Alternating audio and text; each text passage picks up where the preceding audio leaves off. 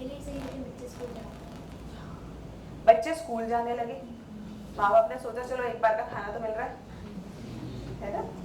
आपका स्कूल का अटेंडेंस और एनरोलमेंट दोनों बढ़ गया, बहुत अच्छा हो। क्या फायदा हुआ और कितने बच्चों का? लाखों करोड़ों बच्चों का। जब हम उसकी स्केल पे बात करें, लाखों करोड़ों बच्चों का। और क्या फायदा हुआ? अगर वो गरीब घर से आ रहा है तो उसे एक अच्छा खाना मिलेगा। अच्छा खाना मिला, न्यूट्रिशियस फूड है ना। तो फूड से जो न्यूट्रिशन मिलना था वो उसको मिला, यानी कि उसके अंदर की जो डेफिशिएंसीज थी वो नहीं हुई। डेफिशिएंसीज नहीं हुई तो वो ज्यादा बेहतर सिटीजन, ज्यादा बेहतर व्यक्ति बन पाया। और अब तो सरकार ने और क्या कर दिया, उसमें फोर्टिफिकेशन ले आए। अब तुम्हें पता नहीं होगा तुम लोग अभी उस लेवल जर्नी में हो नहीं, लेकिन फोर्टिफिकेशन क्या होता है, उसी के अंदर विटामिन और चीजें अलग अलग डाल दी ताकि बच्चों को वहीं से विटामिन मिल जाए। यानी कि बच्चों की सेहत सिर्फ एक स्कीम से बहुत बेहतर होगी। उनके अंदर माल न्यूट्रिशन, स्टंटिंग, जो बच्चों का आपने देखा होगा कि कमजोरी के कारण बहुत बच्चे मर जाते हैं, या कई बच्चों का बहुत ऐसा देखा होगा कि पतले हैं, बाकी पूरा शरीर पतला है, सिर्फ पेट मोटा है, ऐसा देखा है, उसे क्वाशियोर्कर कहते हैं। तो अलग अलग ऐसी चीजें होती हैं जो बच्चों के अंदर सिर्फ न्यूट्रिशन की कमी से हो जाती हैं। उन सब बीमारियों को हमने हटा दिया। और क्या फायदा हुआ? अब बच्चा स्कूल आया तो क्या फायदा हुआ? पढ़ाई तो ठीक है, वो तो हमें भी पता बहुत ज्यादा नहीं होती, लेकिन आया स्कूल तो क्या फायदा हुआ? कंट्री का एजुकेशन रेशियो ज़्यादा हो गया। ठीक है, लेकिन साथ में उसे ना टीम, डाइवर्सिटी, इन सब के बारे में पता चला। पहले क्या था, अपने घर के, अपनी कास्ट, अपने रिलीजन, अपने ही आसपास के लोगों को वो जानता था, उसे पता ही नहीं था दूसरे कास्ट में भी लोग होते हैं। अगर हम घर से बाहर नहीं निकले तो हमें पता चलेगा। फिर हम जब बाहर जाते हैं तो हम सबसे मिलते हैं, स्कूल में, कॉलेजेस में, तब हमें समझ में आता है कि अरे वो तो हमारे जैसे हैं, वही सेम चिंता है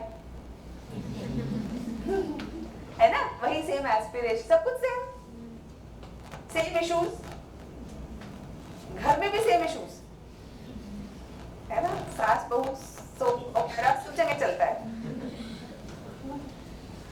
ना, भाई बहन की लड़ाई सब घरों में चलती है, कोई फर्क नहीं पड़ता किस रिलीजन, कास्ट, नेशनैलिटी पे आप बिलोंग करते हो। तो आपको वो डाइवर्सिटी, टीम के बारे में समझ में आया, आपको नेशन के बारे में समझ में आया। जब आप नेशनल एंथम गाते हो तो वो व्यक्ति जब नेशनल एंथम गाता है तो उसको देश का पता चलता है कि मैं इस देश का हिस्सा हूँ। और क्या होता है, बहुत सारे टीचर्स और जो एनजीओज हैं उनके द्वारा खाना बनाया जाता है, एम्प्लॉयमेंट मिलता है कि नहीं मिलता है, बहुत सारे लोगों को नौकरी मिलती है। इससे कास्ट और बाकी सारे बैरियर्स भी खत्म होते हैं, सब बच्चे इकट्ठे बैठते हैं, एक साथ खाना खाते हैं, यानी कि कोई अपर कास्ट नहीं, कोई लोअर कास्ट नहीं, कोई छुआछूत नहीं, कोई ये नहीं कि तू लड़का है तो वो ऊपर खाएगा, लड़की है तो नीचे खाएगी, ऐसा करते हैं क्या? ये लड़की ऐसे कम दो, वो लड़का ज्यादा, ऐसा करते हैं स्कूल में? नहीं, यानी सबको एक साथ खाना खिलाते हैं, यानी कि इक्वालिटी की भावना। कई बार जो खाना बनाते हैं वो लोअर कास्ट से खाते हैं, तो जो ये सोसाइटी के अंदर गलत कुछ हमारी caste discrimination, religious discrimination, gender discrimination, ये सब कुछ चीजें जो खराब है वो वहीं पे उन्मूल हो जाती है, वहीं पे खत्म हो जाती है। वहां पे बच्चे का दिमाग खुल जाता है इन सब चीजों से। और ये करवाना सबसे मुश्किल काम है। बाकी तो फिर भी सबसे मुश्किल क्या है, ये करना। और एक स्कीम ने जो उसके लिए बनी भी नहीं थी, उसका मेन मकसद ये था क्या, लेकिन इसने बहुत बड़ा रोल निभाया इस चीज को खत्म करने। तो एक स्कीम हुई लेकिन उससे फायदे कितने हुए, कई सारे। उसी तरह से सिविल सर्वेंट्स जब कोई काम करते हैं तो उनके जो डिसीजन होते हैं वो 1, 2, 5 लोगों को अफेक्ट नहीं करते। कितने लोगों को अफेक्ट करते हैं? Lakhs and lakhs of people. इसीलिए जिस व्यक्ति को ये डिसीजन लेने की पावर दी जाएगी, जो ये व्यक्ति होगा जिसके पास ये डिसीजन मेकिंग पावर है,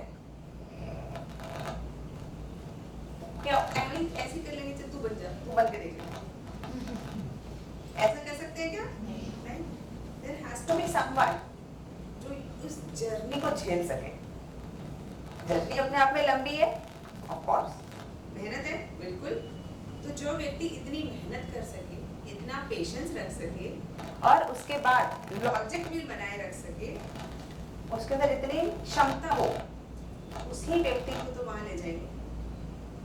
इसीलिए ये एग्जाम डिफिकल्ट, लोग कहते हैं बड़ा डिफिकल्ट एग्जाम है, तो most difficult exam of the world, ऐसा बोलते हैं। डिफिकल्ट नहीं, एक तरीका है इसका। There is a way. If you understand the exam then it is easy to clear. अगर समझ ना आए तो कुकिंग भी मुश्किल है ना।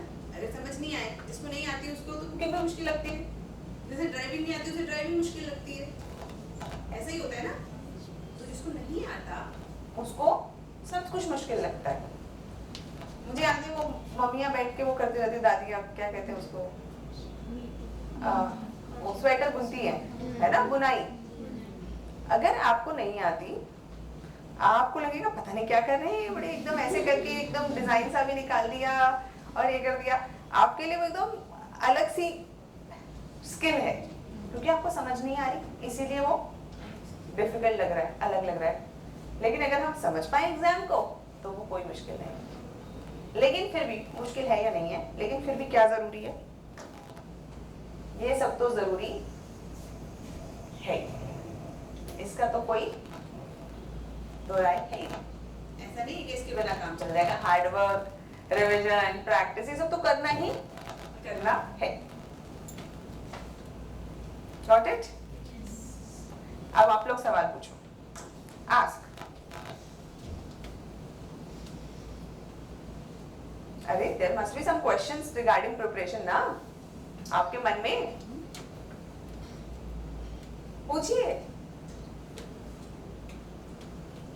जब हम रीडिंग करने बैठते हैं तो हम एक साथ ध्यान नहीं दे पाते, तो कंसिस्टेंसी नहीं रहती। जैसे आज किया और कल लेंगे नहीं बैठे, फिर परसों से स्टार्ट किया, तो वो एकदम लिंक कैसे ज्वाइन करती है।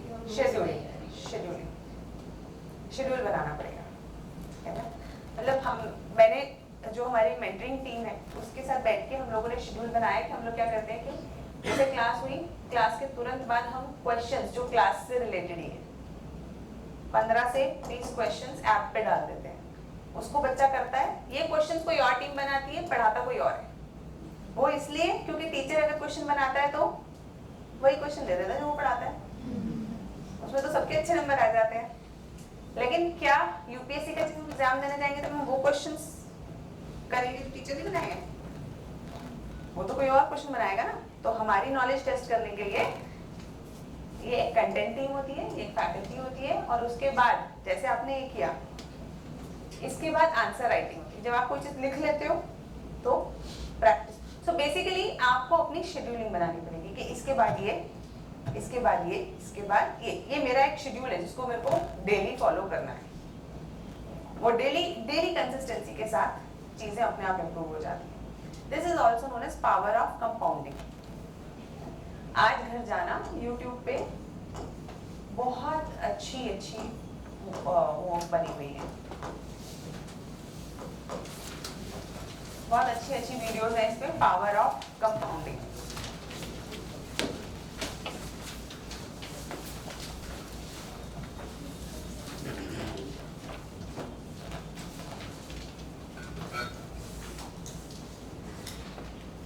यस,